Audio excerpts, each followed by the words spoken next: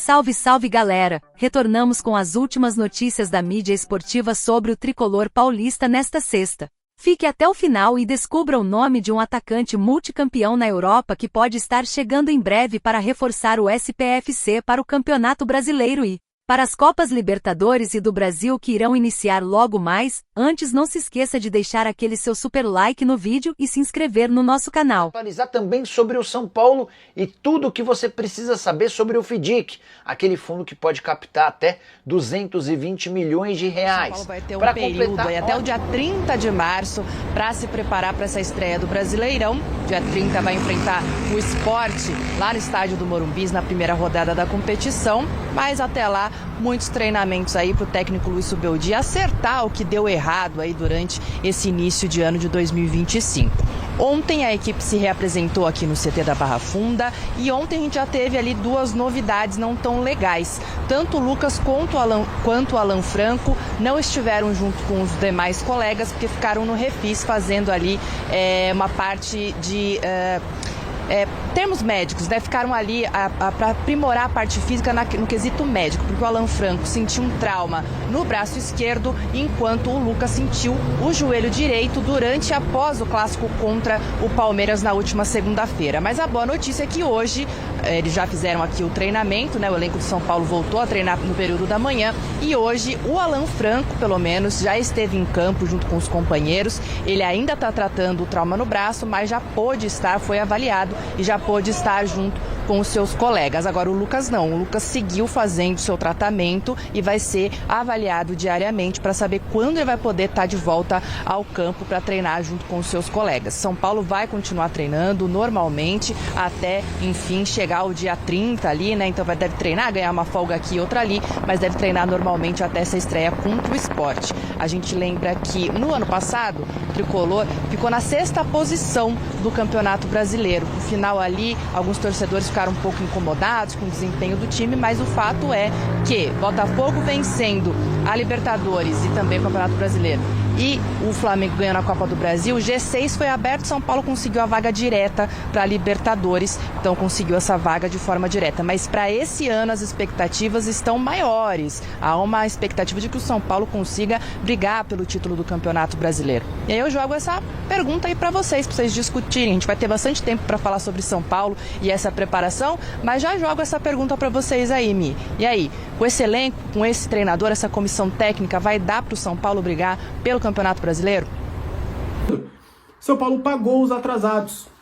Rapaz, acabou todo esse martírio, toda essa questão que envolve o lado financeiro do São Paulo. Foi uma informação que a gente trouxe com exclusividade aqui no canal. E aí, pouco mais de uma semana depois, o pessoal começou também a trazer a sua apuração, a Giovana de Assis, o Gabriel Sá. A gente já tinha comentado sobre essa situação aqui com exclusividade, de que existiam ali algumas pendências com o elenco relacionados às luvas, aos direitos de imagem e também algumas bonificações, principalmente na premiação pela conquista do 6º lugar no Campeonato Brasileiro do ano passado, a vaga para a Libertadores da América. As luvas, como eu já tinha adiantado, é um caso à parte, é uma especificação, uma situação individual de cada atleta, e isso o São Paulo trata diretamente com um ou outro staff, empresário, nesse sentido. Agora, os direitos de imagem foram quitados na última quinta-feira. O São Paulo fez esse pagamento e também fez o pagamento da primeira parcela da premiação do Campeonato Brasileiro. São Paulo comunicou aos atletas que não teriam condições de pagar à vista esse valor e queria dividir em 3 parcelas. A primeira já estava atrasada, a segunda seria agora e a terceira ainda também acontecerá nas próximas semanas. Então, São Paulo já fez esse pagamento da premiação, fez o pagamento dos direitos de imagem, os salários. Em nenhum momento o São Paulo atrasou, o São Paulo sempre deixa os salários em dia com os seus atletas, porque tem toda aquela legislação, se você atrasar salário, chegar a 3 meses, o jogador pode rescindir o seu contrato. Então hoje o São Paulo entende que está em dia com os seus atletas. Pô, Alex, como é que está em dia se tem, por exemplo, a premiação? Como ele pegou essa dívida e parcelou com os atletas, então a parcela vem só depois. É como se fosse, por exemplo, talvez uma prestação de carro que você parcela aí por mais que a dívida seja, né, em 48 vezes, você tem esse compromisso a ser pago, se você está pagando em dia, se você não atrasou as parcelas, em tese você não está devendo, né? Está entrando aí nas suas contas mensais. Então é mais ou menos nesse sentido que o São Paulo entende estar hoje com os atletas, tá? Com os atletas numa questão geral, como eu disse, luvas e tudo, é uma especificação de um ou outro atleta, então o São Paulo não conta isso. Com o elenco inteiro, que é salário, direito de imagem, a premiação, hoje o São Paulo entende que está em dia e vai ter que só cumprir agora o cronograma de pagamento. Inclusive, São Paulo conseguiu fazer a quitação dessa premiação com os valores que chegaram do William Gomes. A primeira parcela do Porto já foi paga em relação ao William Gomes, aí foi com essa grana que o São Paulo conseguiu fazer a quitação aí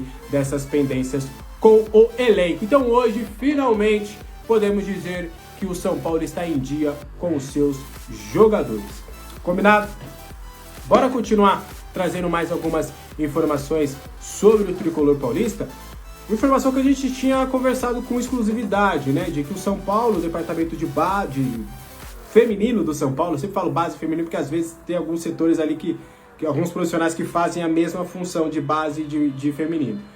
Mas o departamento de futebol feminino do São Paulo já tinha falado comigo de que teria a solicitação para esse jogo entre São Paulo e Corinthians, que acontece nesse fim de semana e que é válido pela final única, contra o Corinthians, pela Supercopa Feminina, seria solicitado para que acontecesse no estádio do Morumbi, e aí ficaria a cargo do clube de fato aceitar esse pedido. Iria ver ali na agenda se tinha alguma coisa marcada, algum evento, se iria fazer alguma reforma, alguma troca de gramado, alguma coisa nesse sentido. Então haveria essa solicitação, o clube iria olhar a sua agenda, viu ali que na data da partida não iria ter absolutamente nada de fato, que o São Paulo estaria com o campo livre, e aí topou essa possibilidade de realizar o confronto no estádio do Morumbi. Então o São Paulo vai enfrentar o Corinthians com o seu público, ingressos estarão à venda, já estão abertos na verdade, e aí o São Paulo conta com o apoio do seu torcedor para poder fazer aí, conquistar esse título tão importante no futebol feminino. Bora continuar trazendo informação?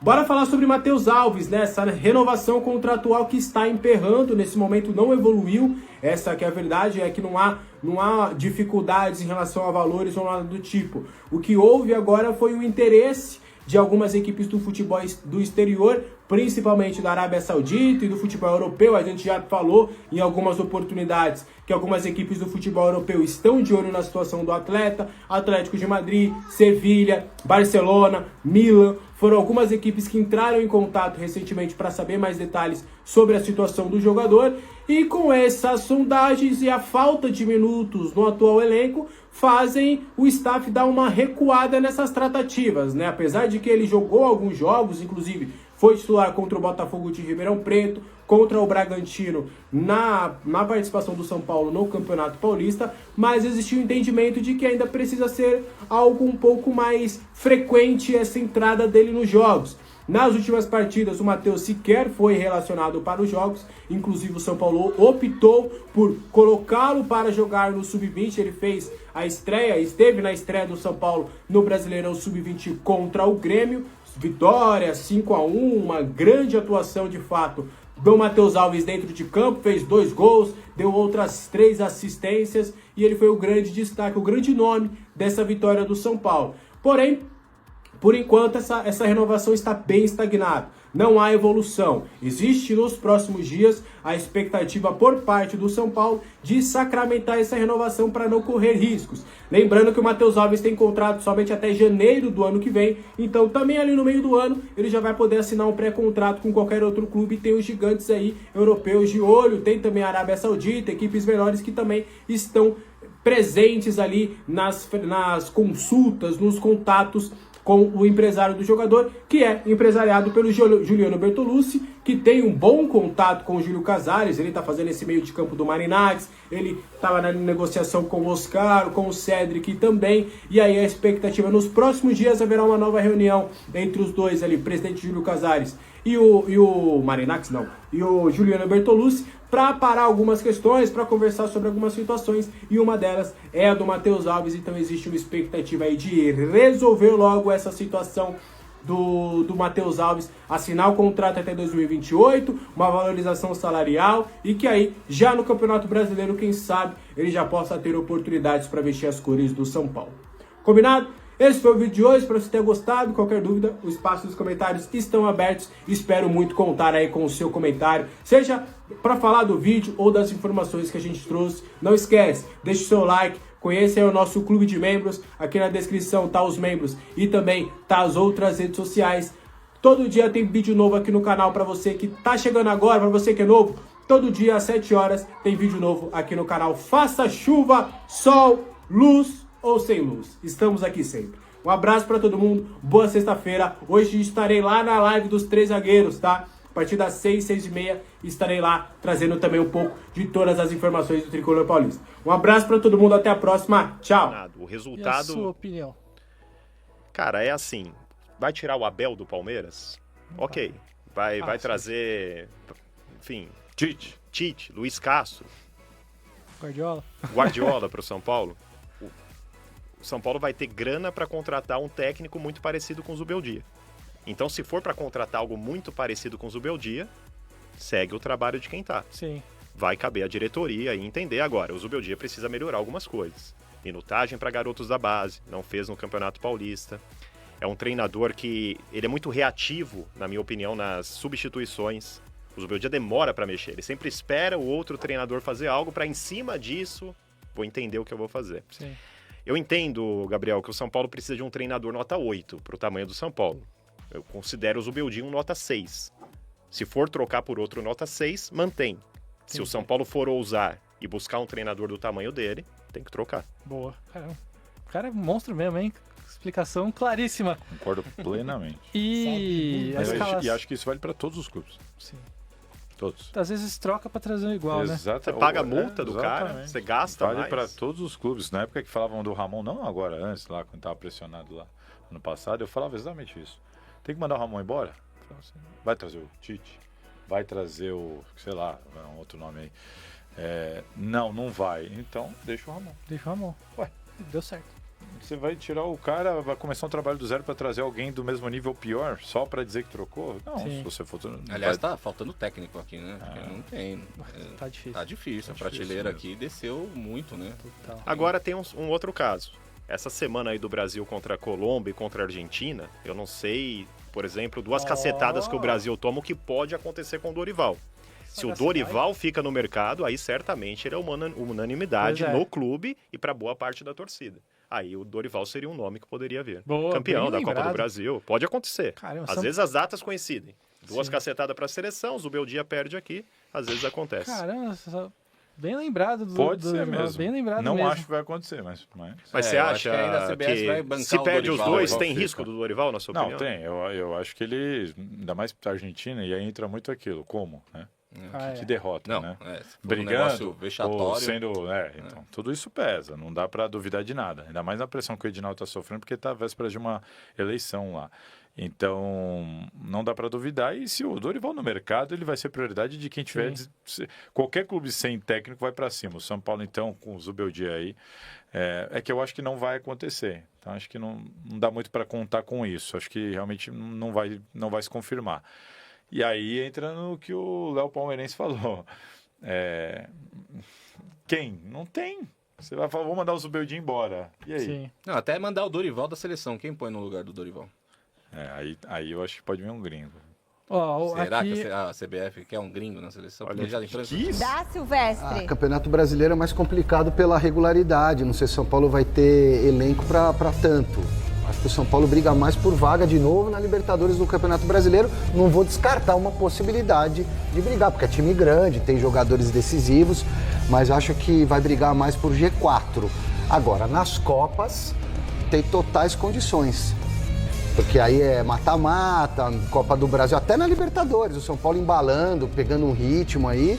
Pode ir longe, sim, pode brigar por título. Já que daqui a pouquinho a gente vai falar bastante do Corinthians, né, da decisão do Campeonato Paulista, aproveitar então que estamos falando do São Paulo, o São Paulo tem que jogar mais bola com o elenco que tem nas mãos de Zubeldia. Né? Porque aqui técnico, quando... Eu não tenho essa história de técnico brasileiro, técnico estrangeiro, mas todo mundo fala que o estrangeiro tem sempre uma margem maior de cobrança. Então a gente cobra tantos técnicos, né, chamados brasileiros, e acho que o seu Zubeldia precisa ser cobrado pelo elenco que tem em mãos. O início de temporada foi muito ruim, foi muito fraco. Bom, sobre o São Paulo, preciso explicar tudo para você sobre o FIDIC, aquele fundo de investimentos que pretende captar 220 milhões de reais para que o tricolor alongue as suas dívidas. Ele paga as dívidas mais emergenciais e passa a ter menos juros bancários, menos problemas com bancos. Até esse momento, o São Paulo já arrecadou 135 milhões de reais dos 220 milhões previstos. De acordo com o tricolor, esse número é excelente. Não havia possibilidade de captar toda a grana num primeiro momento. A explicação do São Paulo é a seguinte: todos os recursos necessários para as antecipações programadas nos primeiros meses do fundo foram captadas com sucesso. Ao longo dos próximos meses, outros investidores vão poder entrar no FIDIC do tricolor. Dos 135 milhões de reais, 31 milhões foram destinados a pagamentos de dívidas bancárias. O tricolor tinha, antes do FIDIC, 281 milhões de dívidas com bancos. A atualização de hoje aponta 239 milhões de dívidas com bancos, uma redução importante. Nicola, e onde é que foi parar o restante do dinheiro? Você falou que arrecadou 135 milhões e gastou 31 milhões com bancos. O restante foi utilizado para pagamento da folha salarial, direitos de imagem, tributos e acordos, além de outras despesas operacionais. Dá para dizer que o FIDIC tem funcionado bem e permitiu ao São Paulo, por exemplo, a quitação de direitos de imagem atrasados, folha salarial, entre outras coisas mais. Mas o São Paulo, nesse momento, concentra esforços em assinar de vez o contrato com Evangelos Marinakis, um magnata grego que está disposto a virar sócio de Cotia para que o tricolor passe a ter, de fato, uma condição melhor. Preciso te explicar agora se o Palmeiras está mesmo. Naquela falta que ele sofreu, uma delas, né? Aquela que ele ia entrando e foi 2, 3 jogadores do Palmeiras, e ele que apanhou pra caramba. Foi mais pela pancada. Não. Ou foi o combo? Foi o campo, né? Ele cai o jogador em cima, o impacto foi uma pancada no joelho, no solo. Ele deve ficar cerca de 3, 4 semanas afastado. São Paulo só joga daqui a 3 semanas, né? Contra o Sport. E o Alan Franco também teve uma lesão no braço, né? Cotovelo, braço esquerdo, mas mais simples do que a do Lucas, né? Então são as duas baixas aí para esse retorno aos treinamentos. São Paulo também vai ter jogador convocado para a data FIFA, etc e tal, Ferrarese mas só vai jogar.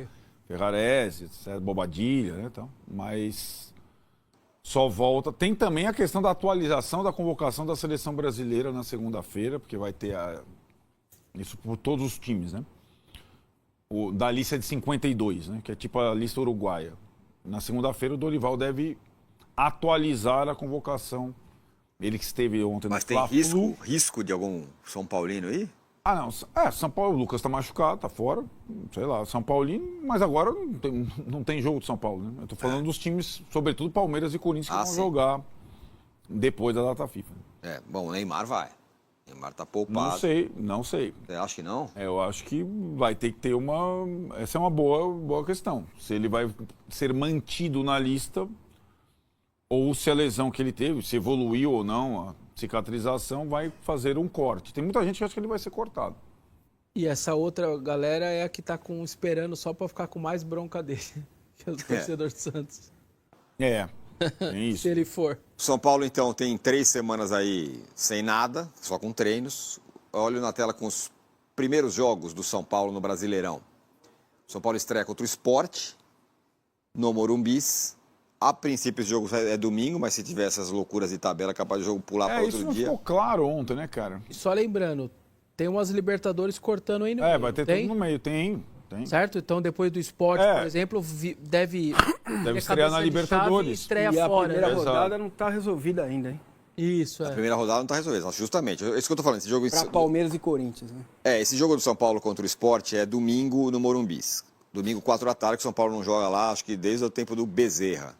Não joga domingo à tarde no Morumbi. Mas se o Palmeiras, que é mandante, jogar pro domingo, aí deve trazer o São Paulo, então, para... Antes de prosseguirmos para a notícia mais importante do vídeo, não se esqueça de clicar no link abaixo e aproveitar os últimos dias da oferta de lançamento do único e-book que conta a trajetória completa do São Paulo. Desde a sua fundação em 1930 até os dias atuais, não perca a oportunidade de descobrir como surgiu o time da fé, quais os seus primeiros títulos, os maiores ídolos e os bastidores dos principais títulos, mas corra que não iremos mais adiar essa oferta.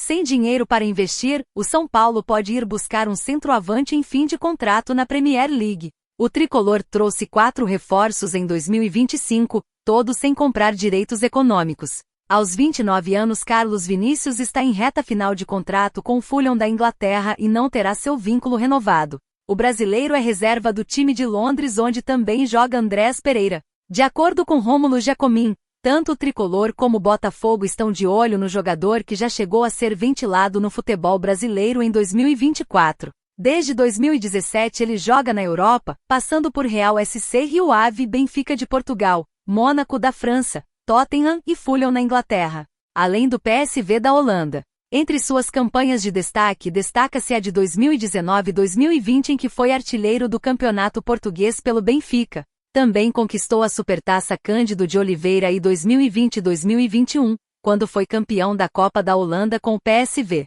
E aí, torcedor, deixe nos comentários o que você acha de uma possível contratação do atacante Carlos Vinícius para reforçar o elenco são paulino para a sequência da temporada. E nesse vídeo não tem salve-salve, mas se você quiser ganhar um salve-salve no próximo vídeo, deixe o seu nome nos comentários e a cidade de onde estar falando.